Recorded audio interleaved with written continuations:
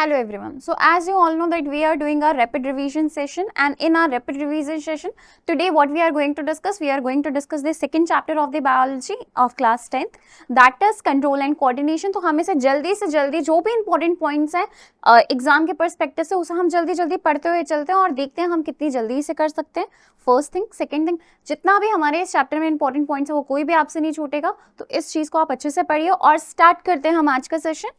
Right तो देखो बेटा, जब हम बात करते हैं सबसे पहले हमारे सेशन की, so first of all we must know that what are the terms जो हमारी यूज होंगी. ठीक है, अगर हम टर्म्स की बात करते हैं तो हमारे पास सबसे पहले जो टर्म आता है वो आता है stimuli. Now what is a stimuli? See, I am an organism. मैं क्या हूँ? मैं एक ऑर्गेनिज्म हूँ. मेरे आसपास क्या है? एक इन्वायरमेंट है. अब उस इन्वायरमेंट में जो भी चेंज होगा that is known as a stimuli. Right, वो हमारे पास क्या होता है? स्टिमुलस होता है, and in the plural word we say it stimuli. Right, so any change in the environment of a living organism is basically known as what? Is basically known as हमारे पास क्या होता है बेटा? स्टिमुली होता है. कोई भी टच हो सकता है, कोई भी सेंसेशन हो सकता है, कोई भी पेन हो सकता है, थप्पड़ हो सकता है, what ever it is. Right, अगर हम बात करते हैं हमारे पास कि आप उसी स्टिमुलस से क्या करते हो? कोई ना कोई बॉडी का मूवमेंट करते हो. जैसे फॉर एग्जाम्पल मैंने आपको थप्पड़ मारा, आप पीछे हटे, क्या हुआ? स्टिमुलस क्या था? थप्पड़ मारने का, पीछे हटे, वो क्या था बेटा? वो आपके पास था आपका मूवमेंट यानी कि रिस्पॉन्स. तो इसी से हमें एक और टर्म याद आता है कि हर एक स्टिमुलस से क्या होता है? एक रिएक्शन निकल के आता है. जैसा कि हमने न्यूटन के थर्ड लॉ में पढ़ा था, to every action there is equal and opposite reaction. So in bio to every stimulus there is a response. Right, तो यहाँ पे अगर हम बात करते हैं कि किसी भी तरीके का जो रिस्पॉन्स होता है किसी भी स्टिमुलस का, वो हमारे पास क्या होगा बेटा? रिस्पॉन्स होगा. कोऑर्डिनेशन की अगर हम बात करें तो हमें अच्छे से पता है कि उस स्टिमुलस से आपके जो बॉडी के नर्वस सिस्टम है प्लस जो आपकी बॉडी का केमिकल सिस्टम है, it is going to respond. Right, and इस रिस्पॉन्स को हम क्या कहते हैं? कोऑर्डिनेशन कहते हैं आपके बॉडी के ऑर्गन्स का. प्लांट्स की बात करें तो प्लांट्स के अंदर ये जो कोऑर्डिनेशन होता है ये होता है फाइटो हार्मोन्स यानी कि प्लांट हार्मोन्स के थ्रू. और अगर हम बात करते हैं हमारी यानी कि एनिमल्स की, तो उनके अंदर ये देखने को मिलता है with the help of nervous system as well as the hormones in the body of the animals. Right, इसके बाद अगर हम बात करते हैं, दो चीजें आपको पता होनी चाहिए. एक होता है impulse. Impulse is basically what? Information एक न्यूरॉन से दूसरे न्यूरॉन में जा रहे हैं यानी कि the transferring of basically the signals जो कि एक नर्व फाइबर से दूसरे नर्व फाइबर में जा रहा है, that is the impulse. And target organ और इफेक्टर की अगर हम बात करें, स्टिमुलस का रिस्पॉन्स आया. अब वो रिस्पॉन्स जहां पे भी आएगा उस चीज को हम क्या बोलेंगे बेटा? उस चीज को हम बोलेंगे आपका टारगेट ऑर्गन या इफेक्टर. ये कोई भी ग्लैंड हो सकता है, किसी भी टाइप का आपके पास क्या हो सकता है बेटा? मसल हो सकता है. राइट, नाउ रिसेप्टर्स की अगर हम बात करें, in your smaller classes you might have learn about the sense organs. Right, so अगर हम बात करते हैं हमारे पास हमारे सेंस ऑर्गन्स की, तो आपको अच्छे से पता होगा क्या क्या सेंस ऑर्गन होते हैं. For example test. टेस्ट के लिए हमारे पास जो हमारा टेक्निकल वर्ड है वो है गस्टेटरी रिसेप्टर्स, जो कि कहाँ पे प्रेजेंट हुआ? टेस्ट कहाँ पे होता है बेटा? टंग में होता है. जब हम बात करते हैं हमारी बॉडी के नोज की, तो किसी भी टाइप का स्मेल, चाहे वो अच्छा है चाहे वो बुरा है, उसको डिटेक्ट करने के लिए हमारे पास क्या प्रेजेंट है? आपके ऑल्फैक्टरी रिसेप्टर्स प्रेजेंट है, जो कि कहाँ पे प्रेजेंट है बेटा? आपके नोज में प्रेजेंट है. आप कानों से क्या करते हो? सुनते हो ना. तो फोन से बेसिकली हमारे पास क्या होता है बेटा? फोनो रिसेप्टर्स होते हैं. एंड दीज फोनो रिसेप्टर्स आर बेसिकली व्हाट? आपके कानों के अंदर पाए गए हैं, which is responsible for balancing out the movement as well as what they are doing, they are also helping you to hear out the things. Right, इसके बाद अगर हम बात करें हमारे पास फोटो रिसेप्टर्स है. फोटो रिसेप्टर्स कहाँ पे प्रेजेंट होते हैं? It is present in your eyes. Right, which basically जो विजुअल स्टिमुलस होता है उसको देखने के हेल्प में आता है. सिमिलरली अगर हम बात करें कोऑर्डिनेशन की, जैसा कि मैंने आपको बताया हमारे पास नर्वस सिस्टम भी है, हमारे पास एंडोक्राइन सिस्टम भी है. एंड अब हम क्या पढ़ेंगे बेटा? हम पढ़ेंगे अपने नर्वस सिस्टम के बारे में. नर्वस सिस्टम की अगर हम बात करें तो आपके बॉडी के जो नर्व्स होते हैं, जिसके अंदर ब्रेन आता है, स्पाइनल कॉर्ड आता है, बाकी पूरी बॉडी के नर्व्स आती हैं, that is the nervous system, जो कि आपको बाहर के इन्वायरमेंट से क्या कर रहा है? लड़ने में हेल्प कर रहा है. आपको बता रहा है कि आपके इन्वायरमेंट में क्या क्या चेंजेस हो रहे हैं. Right, so our nervous system can be divided into two parts. The first one is CNS, जिसमें कि आपका ब्रेन और स्पाइनल कॉर्ड देखने को मिलता है. ठीक है, वहीं पे दूसरा ब्रेन और स्पाइनल कॉर्ड को छोड़ के आपके बॉडी के जितने भी नर्व्स होते हैं, दो all categorized into peripheral nervous system. अगर हम बात करें हमारे ब्रेन की, so brain is responsible, as you know, brain is responsible for the thought process, for the emotions, for the memories. Right, for the feelings, for the movement. इन सारी चीजों के लिए इट इज रिस्पॉन्सिबल. हमारे पास brain के अंदर जो nerves पाए जाते हैं that is known as cranial nerves, cranium, ठीक है, that is cranial nerves, right. Spinal cord की अगर हम बात करें तो स्पाइनल कॉर्ड बेसिकली क्या होता है बेटा, इट कैरीज द इंफॉर्मेशन, ये बेसिकली ब्रेन और जितनी भी नर्व्स होते हैं ना आपके बॉडी का आसपास जो भी है उससे इंफॉर्मेशन को क्या कर रहा है, डिटेक्ट कर रहा है, ब्रेन के पास पहुंचा रहा है, फिर ब्रेन से बाकी नर्व्स के पास पहुंचा रहा है। So that is the work of spinal cord. जब हम बात करते हैं हमारे पेरिफेरल नर्वस सिस्टम को, टू पार्ट्स में we had divided, the one is the हमारे पास क्या बेटा, somatic, and then other one is the autonomic, यानी कि आपकी बॉडी के जितने भी इनवॉलेंट्री एक्शंस हो रहे हैं, इनवॉलेंट्री एक्शंस की बात करें, बीपी हो गया, आपकी बॉडी का हार्ट रेट हो गया, आपकी बॉडी का ब्रीदिंग रेट हो गया, रेस्पिरेशन हो गया, ये सारी की सारी चीजें किसके अंदर आगे बेटा, वो आगे ऑटोनॉमिक नर्वस सिस्टम में। Sympathetic if we are going to talk about somatic nervous system, so all the voluntary actions of your body, whatever movement you are doing,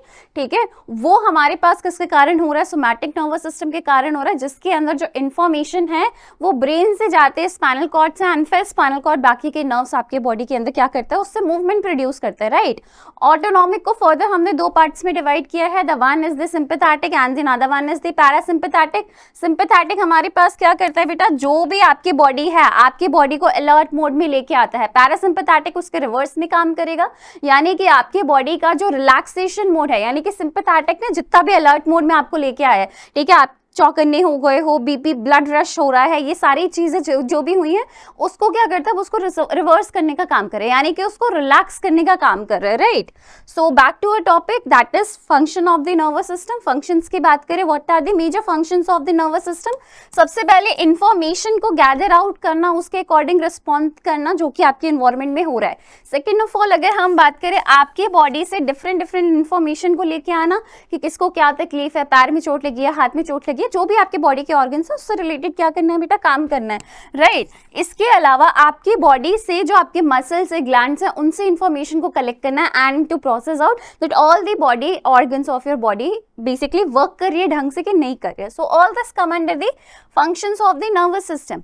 अब देखो बेटा, हमें क्या पढ़ना है, structure of the nervous system. जब हम बात करते हैं हमारे पास स्ट्रक्चर ऑफ नर्वस सिस्टम, क्या है इसका स्ट्रक्चर बेटा, ये न्यूरॉन है ना। एज यू नो कि ये जो आपके पास लंबी लंबी वेन्स लाइक स्ट्रक्चर जो आपको दिख रही होंगी, या जो रूट्स लाइक स्ट्रक्चर होती हैं, they are basically known as what, they are known as dendrites, ठीक है।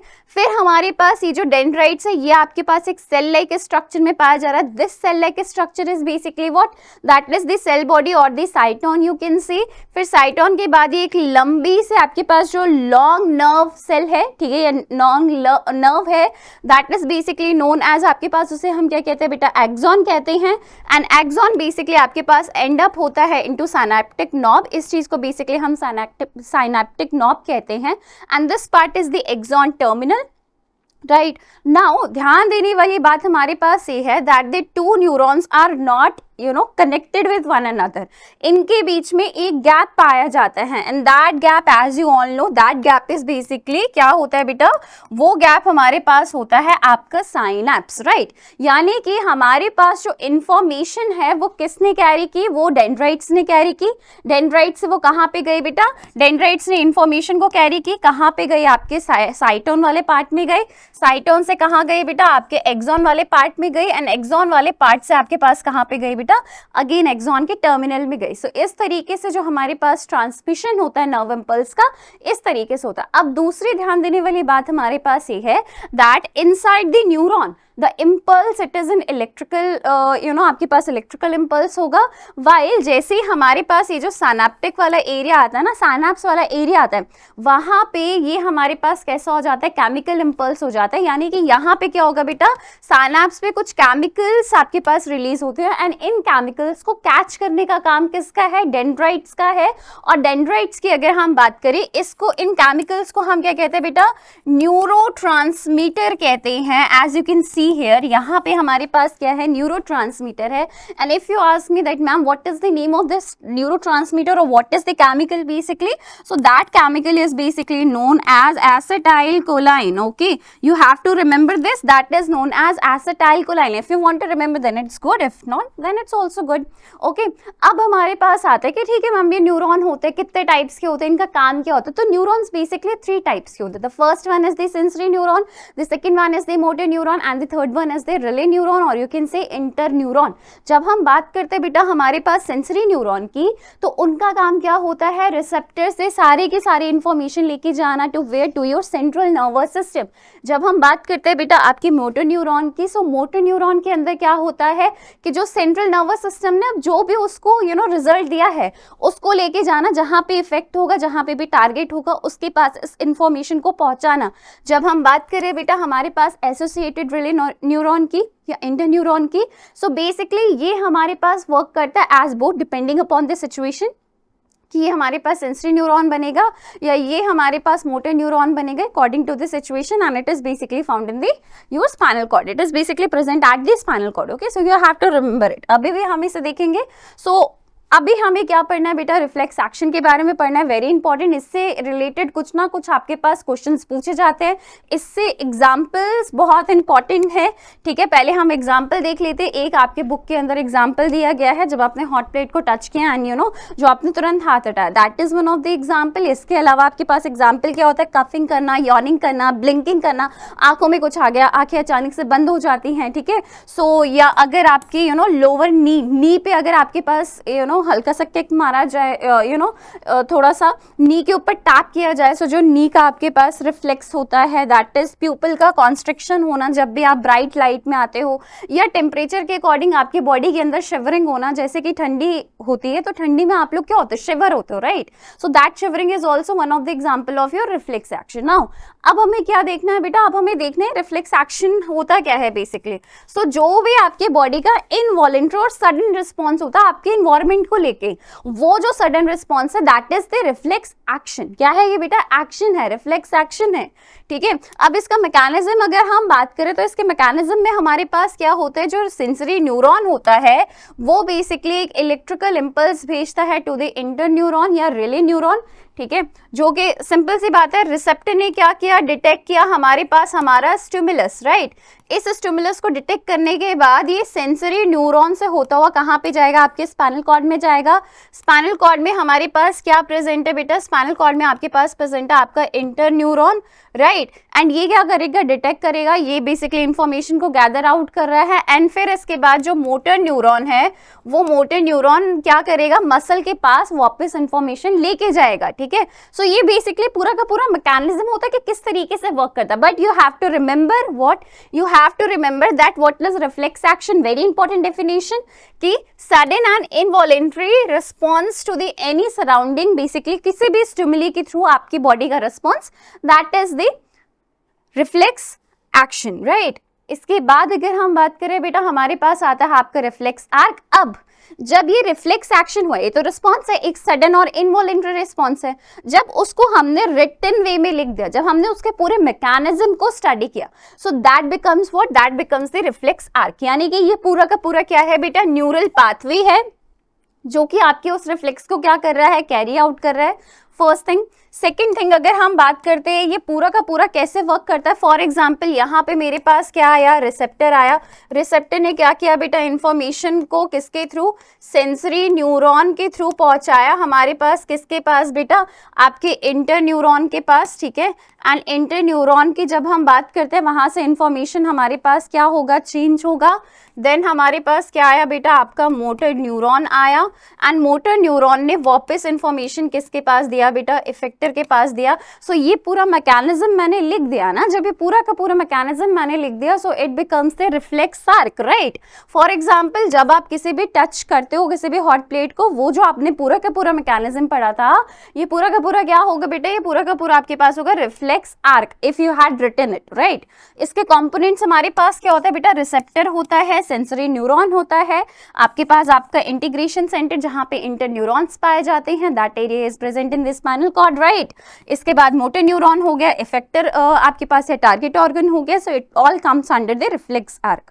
अब अगर हम बात करें, यहाँ पे हम थोड़ा सा पढ़ लेते हैं, जैसे कि आपको पता है स्टिमुलस को हमारे पास डिटेक्ट किया किसने, रिसेप्टर ऑर्गन ने। ठीक है, अब ये रिसेप्टर ऑर्गन ने इसको डिटेक्ट तो किया, और ये हमारे पास सेंसरी न्यूरॉन से होता हुआ कहाँ पे पहुंचा बेटा, आपके स्पाइनल कॉर्ड में पहुंचा।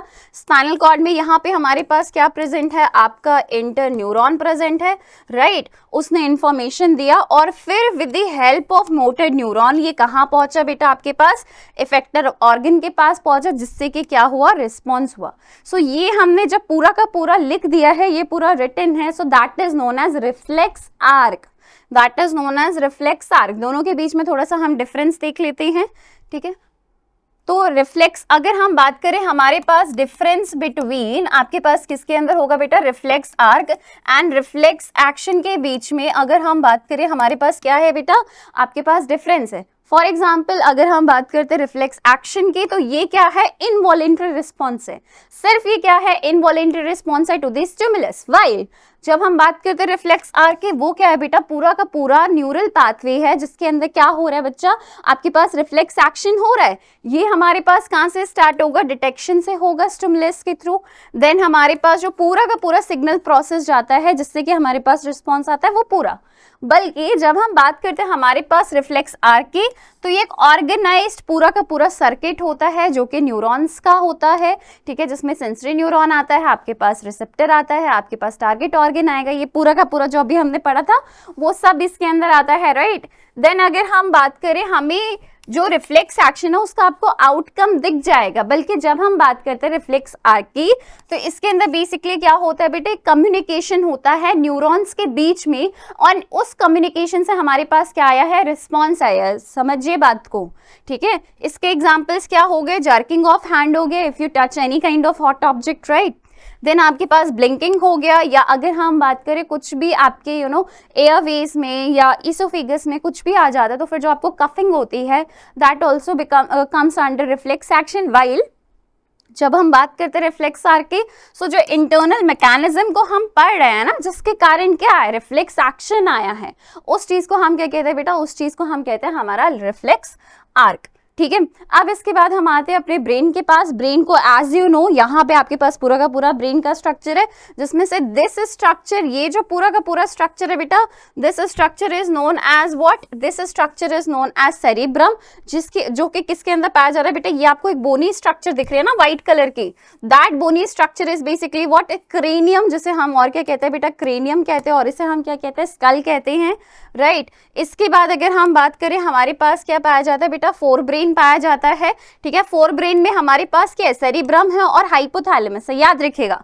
यहाँ पे आपके पास जो व्हाइट वाला पार्ट है that is the mid brain, ये बीच में आपके पास जो पार्ट दिख रहे, this is known as corpus callosum, ठीक है। And what is the function of corpus callosum, basically you know that your brain is divided into two hemisphere, the one is the left hemisphere and then other one is the right hemisphere, right. So उन दोनों के बीच में जो process कर रहा है information को, यानी कि कनेक्शन का काम कर रहा है, लेफ्ट हेमिस्फीयर से इंफॉर्मेशन जा रही है राइट के पास, राइट से इंफॉर्मेशन जा रही है किसके पास, लेफ्ट के पास।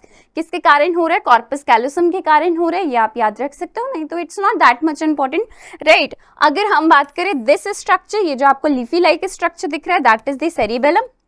देन यहाँ पे आपके पास मेडुला आता है, देन आपके पास क्या आएगा बेटा, पॉन्स आएगा, and this basically comes under what, ये आपके किसके अंडर में आ रहे हैं बेटा, हिंड ब्रेन के अंडर में आ रहे हैं, राइट।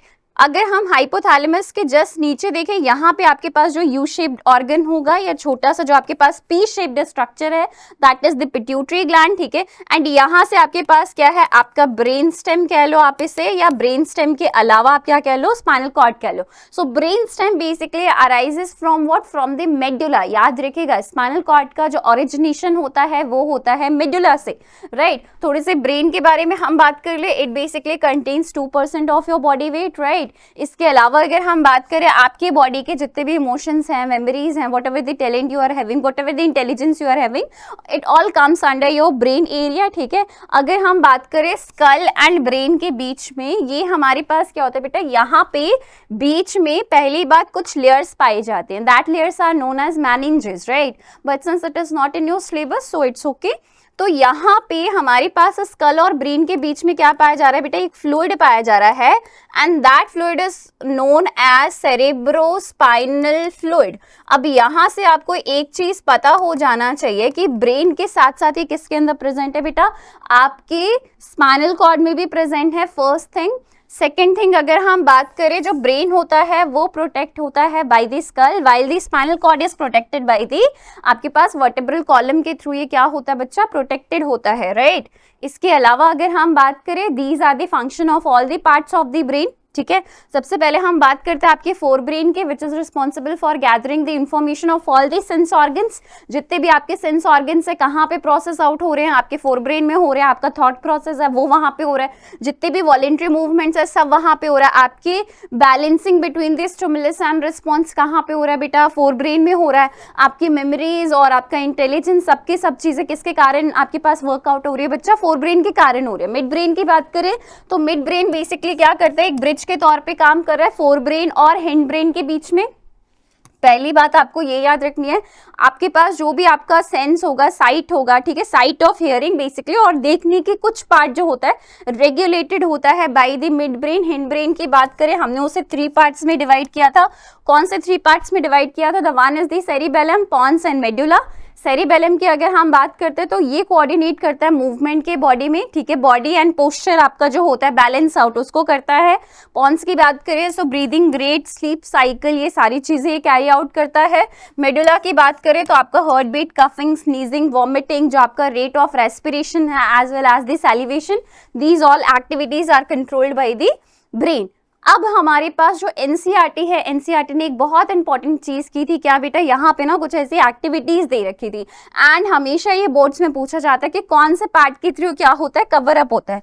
तो अगर हम बात करें, जैसे कि आप यहाँ पे कुछ एक्टिविटीज देख सकते हो, फॉर एग्जाम्पल हमारे पास फर्स्ट क्या है, सेंसेशन ऑफ हियरिंग और किसी भी चीज को देखना। कौन देखेगा बेटा, आपका फोर ब्रेन देखेगा। आपका एकदम फुल हो गए हो, आप एकदम फीलिंग फुल हो, ठीक है, तो वो किसके कारण होगा बेटा, सेरिब्रम के कारण होगा। अगर हम बात करें, आपका जो माउथ है वो वाटरी होने लग जाता है, छोले कुलचे के बारे में सोचते हो, किसी भी चीज के बारे में सोचते हो, तो इसके लिए कौन सा पार्ट रिस्पॉन्सिबल होता है बेटा, forebrain. But if you want to know the exact area, so that the exact area is the orbitofrontal cortex, ठीक है, ये हमारे पास होता है। अगर हम बात करें आपका heart beat, it is an involuntary action, किसके कारण कैरी आउट होगा बेटा, आपके मिड ब्रेन के कारण। अगेन यहाँ पे हमारे पास क्या है, आपके पास कुछ एक्टिविटीज है।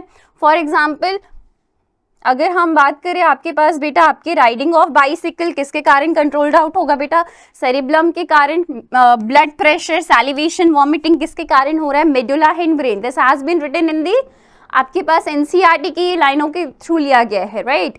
अगर हम बात करें, मस्कुलर मूवमेंट होता है तो वो किसके कारण होता है, विदाउट थिंकिंग आपका मस्कुलर मूवमेंट हो रहा है, that is with the help of mid brain. और अगर हम बात करें, आपकी चेंज हो रहा है size in प्यूपिल, that comes also under your mid brain, ठीक है। 2 एक्टिविटीज और दी गई है, एक picking up of pencil which is controlled by the cerebellum, while maintaining the posture and balance which is also controlled by your cerebellum. Okay, तो यहां से आपको जो इंपॉर्टेंट क्वेश्चंस बनते थे आपके बोर्ड्स के, उससे रिलेटेड आपको एक्टिविटीज के बारे में पता चल गया। Now let's come to the spinal cord. जब हम बात करते हैं बेटा हमारी स्पाइनल कॉर्ड की, तो स्पाइनल कॉर्ड कहाँ से स्टार्ट होता है बेटा, जो मेडुला है, मेडुला के बाद कंटिन्यूएशन जो होता है वो हमारे पास हमें देखने को मिलता है, ठीक है, बैक से। It is basically protected by what, vertebral column. Total vertebral column कितने होते हैं बेटा, याद रखिएगा 33, ठीक है। इसके पास प्रोटेक्शन के लिए कौन सा फ्लूइड होता है, सेरिब्रोस्पाइनल फ्लूइड, ठीक है। और ये हमारे पास medullary part of the brain से क्या होता है, ओरिजिनेट होता है, राइट। चलो आगे देखते बेटा हम लोग। तो देखो बेटा, जब हम बात करते हैं हमारे पास कोऑर्डिनेशन एंड प्लांट्स की, तो प्लांट्स के कोऑर्डिनेशन को 2 पार्ट्स में हम डिवाइड कर रहे हैं। द फर्स्ट वन, जिनके अंदर डायरेक्शन डिपेंडेंट मूवमेंट होती है, यानी कि स्टिमुलस रिस्पॉन्स, जो स्टिमुलस होता है वो किसी डायरेक्शनल मूवमेंट को दिखाता है, that is the tropic movement, while the another one is the non directional movement, जिसे कि हम क्या कहते हैं बेटा, जिसे हम कहते हैं नास्टिक मूवमेंट, राइट। अब जब हम बात करते हैं हमारे ट्रॉपिक मूवमेंट की, तो उसे हम बेसिकली 5 पार्ट्स में डिवाइड करते हैं, 4 पार्ट्स में डिवाइड करते हैं। फोटोट्रॉपिज्म, जो कि लाइट की तरफ मूवमेंट होता है, यानी कि जहां पे भी उसे लाइट दिखेगा, लाइट स्टिमुलस दिखेगा, तो जो स्टेम होता है it basically start bending towards the sun, and this is basically known as stem is positive phototropism जो शो करता है, वाइल द रूट, जो यहाँ पे रूट पाया जाता है वो आपके पास नेगेटिव फोटोट्रोपिज्म को शो करता है। सेम अगर हम बात करें हमारे पास जियोट्रोपिज्म की, जो कि ग्रेविटी के कारण हमारे पास क्या है, gravity is the stimulus and basically जो रूट्स होती हैं वो हमारे पास इसमें पॉजिटिव जियोट्रोपिज्म शो करती हैं, while the stems show what, negative geotropism. कौन सा जियोट्रोपिज्म शो करते हैं बेटा, नेगेटिव जियोट्रोपिज्म शो करते हैं। अगर हम बात करें हमारे पास किसकी, कीमोट्रोपिज्म की, तो कीमोट्रोपिज्म इज बेसिकली व्हाट, जो कि केमिकल्स के थ्रू आपके पास होता है, केमिकल्स को शो करता है। अगर यहाँ पे पॉलिन ग्रेन आता है, पॉलिन ग्रेन और आपके पास अगर हम बात करें आपका जो स्टिग्मा है, इनके बीच में क्या हो रहा है बेटा, केमिकल कोऑर्डिनेशन हो रहा है। ये चीज हमारे पास क्या दिखा रहा है, कीमोट्रोपिज्म। वाइल अगर हम बात करें हाइड्रोट्रोपिज्म, तो जो रूट्स होती है वो जनरली उसी साइड ही ग्रो करती हैं जहां पे आपके पास क्या होता है बेटा, वाटर देखने को मिलता है। So that is known as positively hydrotropism. तो ये चीज आप देख सकते हो, यही चीज आपके पास बताई गई है। दूसरे आपके पास होते हैं नास्टिक मूवमेंट, जिनको कि हम क्या कहते हैं, डायरेक्शन लेस मूवमेंट, राइट। अगर हम बात करें हमारे पास जैसे कि क्लोजिंग होता है, आपने पिचर प्लांट को देखा होगा, इंसेक्टिवोरस प्लांट्स को देखा होगा, जैसे उनके अंदर इंसेक्ट आया दे व्हाट, दे क्लोजेस, राइट। सो इस चीज को, ये कौन सा आपके पास मूवमेंट हो गया बेटा, नास्टिक मूवमेंट हो गया। अगर हम बात करें this is the touch me not plant और द मिमियोसा प्लांट, जिसके अंदर जैसे हमने टच किया व्हाट हैपेंस, बेसिकली आपके पास जो लीव्स हैं वो बेसिकली क्या हो गए, उनके अंदर से वाटर विड्रॉ हो गया। वाटर विड्रॉ होने से क्या हुआ, लीव्स बेसिकली वहां पे चिपक गई, राइट, या आप ये कह सकते हो क्लोज हो गई वहां पे, right. So this is basically कौन सा मूवमेंट होता है बेटा, वो सिस्मोनास्टिक मूवमेंट होता है। किसके कारण हो रहा है, टच के कारण हो रहा है, जिससे कि वाटर प्रेशर क्या होता है, रिड्यूस हो जाता है। किसके अंदर, मिमियोसा पुदीसा को जब हम टच करते हैं तो उसके अंदर ये मूवमेंट देखने को मिलती है। दोनों के बीच में अगर हम डिफरेंसेस की बात करें, तो अगर हम बात करें नास्टिक मूवमेंट की जो ग्रोथ होती है वो इंडिपेंडेंट होती है, वाइल ट्रॉपिक मूवमेंट की ग्रोथ डेवलप मूवमेंट होती है। Time of action nastic movement तुरंत देखने को मिलेगा, वाइल ट्रॉपिक मूवमेंट में थोड़ा टाइम लगता है। It is basically non directional. Tropic movement क्या होता है बेटा, डायरेक्शनल होता है। एक्शन की बात करें तो इसके अंदर change in the turgor pressure, जैसे कि वाटर स्ट्रेस हमने देखा, ठीक है, उसके अंदर चेंज होता है। वाइल ट्रॉपिक मूवमेंट्स में बेसिकली क्या होता है, सेल का डिवीजन होता है टुवर्ड्स द स्टिमुलस, राइट। चाहे वो आपके पास लाइट हो गया, चाहे वो आपके पास ग्रेविटी हो गया, वाटर हो गया, केमिकल्स हो गया, उनकी तरफ। वाइल जब हम बात कर रहे हैं हमारे पास टच मी नॉट प्लांट का जो एग्जांपल हो गया, an opening and closing of stomata is basically what, nastic movement, right. Plant hormones की बात करें so there are basic hormones कौन कौन से, gibberellins, auxins, ethylene, abscisic acid and cytokinin. जब हम बात कर रहे हैं बेटा जिब्रेलिन्स की, तो वो बेसिकली क्या करते हैं, सीड जर्मिनेशन का हेल्प करते हैं, ठीक है। इसके अलावा जो ब्लूमिंग होती है फ्लावर्स की, उसमें हेल्प करते हैं, फ्रूट के साइज को बढ़ाते हैं। कहाँ पे देखने को मिलता है बेटा, आपके शूट एंड आपके पास रूट एपिकल मेरिस्टेम्स में देखने को मिलते हैं। ऑक्सिन्स की बात करें तो ऑक्सिन्स क्या कर रही है, स्टेम्स के एलोंगेशन में बेसिकली हेल्प कर रही है, ठीक है। आपके पास फ्रूट डेवलपमेंट में हेल्प कर रही है, सीड के ओरिएंटेशन में बढ़ा रही है। एपिकल मेरिस्टेम्स में आपको देखने को मिलता है और प्लांट के टिश्यूज में देखने को मिलता है। जब हम बात करते हैं इथाइलिन की, तो ये बेसिकली क्या करता है, जो स्पीड अप होता है जो फ्रूट के राइपनिंग की, उसमें हेल्प करते हैं। इट इज बेसिकली गैस, ठीक है। और ये बेसिकली क्या होता है, सारे पार्ट्स ऑफ प्लांट में पाया जाता है। एब्सिसिक एसिड बेसिकली इनहिबिशन का काम कर रही है, ग्रोथ को, जो सेल्स के ग्रोथ हो रहे हैं और जो सीड जर्मिनेशन है उसको क्या करती है, उसको रोकती है। As well as closure of the stomata is also due to this hormone, right. जब हम बात करते हैं leaves, fruits and root tips पे, सीड्स में, हर जगह ये देखने को मिलता है। जब हम बात करते हैं साइटोकाइनेंस की, cytokinins cell, C for cyto, C for cell division, तो याद रखिएगा this hormone is basically responsible for the rapid cell division, ठीक है। अगर हम बात करें ये किस चीज में हेल्प कर रहा है बेटा, सीड जर्मिनेशन में हेल्प कर रहा है, एज वेल एज आपके पास रूट, फ्रूट्स, हर जगह पे ये आपको देखने को मिलेगा, राइट। जब हम बात करते हैं हमारे पास ग्लैंड्स की, सो ग्लैंड्स में हमारे पास क्या आता है बेटा, टू टाइप के ग्लैंड्स आते हैं। One is the exocrine and the other one is the endocrine. Exocrine की अगर हम बात करें तो ये हमारे पास क्या होता है बेटा, सिक्रेशंस होते हैं, वो टारगेट साइट पे आते हैं with the help of a duct. यानी कि for example if this is the हमारे पास क्या है, ग्लैंड है, तो उसकी secretion with the help of a duct वो हमारे पास क्या होते हैं बेटा, टारगेट वाली जगह पे जाती हैं। जो इसका टारगेट साइट है ना, वहां पे ये क्या होती है बेटा, पोर आउट होती हैं, right. So this is basic basically exocrine, जैसे कि salivary gland, sweat gland, tear gland, lacrimal gland जिन्हें हम बोलते हैं, राइट। एंडोक्राइन ग्लैंड्स की अगर हम बात करें, it is ductless and it is directly poured into the blood, right. जैसे कि आपके पास डिफरेंट एंडोक्राइन ग्लैंड्स है, हाइपोथैलेमस, पीनियल, थायराइड, आपके पास एड्रिनल ग्लैंड हो गए, पैनक्रियाज हो गए, testis in the males while ovaries in the females, ठीक है। ये सारे एंडोक्राइंस आपको पढ़ने हैं। अगर हम बात करें हार्मोन्स इन एनिमल्स की, तो हार्मोन्स में आपके पास growth hormone, it is basically secreted by the pituitary gland, जो कि आपके नॉर्मल डेवलपमेंट के लिए क्या होते हैं, इंपॉर्टेंट होते हैं। एंड इट बेसिकली अगर ये नहीं होगा तो या तो डॉर्फिज्म होगा, अगर बहुत लो लेवल में प्रेजेंट होगा, बहुत ज्यादा लेवल में प्रेजेंट होगा तो जाइगेंटिज्म होगा, राइट। थायरॉक्सिन की अगर हम बात करें, so it is basically developed by thyroid gland, जिसके लिए इंपॉर्टेंट एलिमेंट कौन सा होता है बेटा, आयोडीन होता है, जो कि आपके बॉडी को मेटाबोलाइज करता है, कार्बोहाइड्रेट, फैट, प्रोटीन्स उसको मेटाबोलाइज करने का काम करता है। आपकी बॉडी में जो ऑस्मो रेगुलेशन होता है, यानी कि जो आयनिक बैलेंस होता है, उसे मेंटेन रखता है, एज वेल एज आपकी बॉडी का जो ग्रोथ होता है, मेंटल एंड फिजिकल डेवलपमेंट, वो कराने में भी हेल्प करता है। अगर आयोडीन नहीं होगा खाने में तो एक डिजीज होगा, swelling of the neck will be there, and this is basically known as, swelling of neck को हम क्या कहते हैं बेटा, गोइटर कहते हैं, राइट। अगर हम बात करें हमारे पास एड्रेनलिन ग्लैंड की, it is basically secreted by the adrenal gland, जो कि किडनी के ऊपर पाए जाते हैं, ठीक है। और अगर हम बात करें, it basically produces to hormones, adrenaline and nor adrenaline, जो कि आपकी बॉडी को फाइट एंड फ्लाइट मोड से, यानी कि जो इमरजेंसी हार्मोन है, आपको फाइट करना है, फ्लाइट करना है, उस रिस्पॉन्स से क्या करता है, लड़ने में हेल्प करता है, राइट। इंसुलिन की बात करें, सो पैनक्रियाज इज बेसिकली रिस्पॉन्सिबल, जो कि उसको क्या करता है, फॉर्मेशन करता है, ब्लड शुगर लेवल को बेसिकली क्या कर रहा है, ये डायरेक्ट कर रहा है। डायबिटीज मेलाइटिस, बेसिकली आपका जो ब्लड है, ब्लड के अंदर ग्लूकोज ज्यादा हो गया है, ठीक है, तो उस कंडीशन को हम क्या कहते हैं, आपके पास डायबिटीज मेलाइटिस कहते हैं। और उसको लड़ने के लिए कौन सा है बेटा, आपके पास इंसुलिन हार्मोन है। Basically it is a feedback mechanism के ऊपर ये क्या करता है बेटा, वर्क करता है।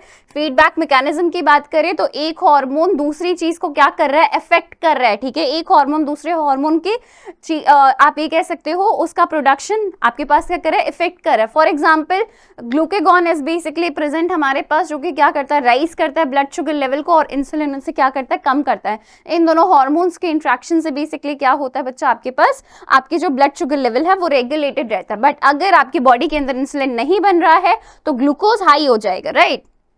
Testosterone is basically produced by the testes.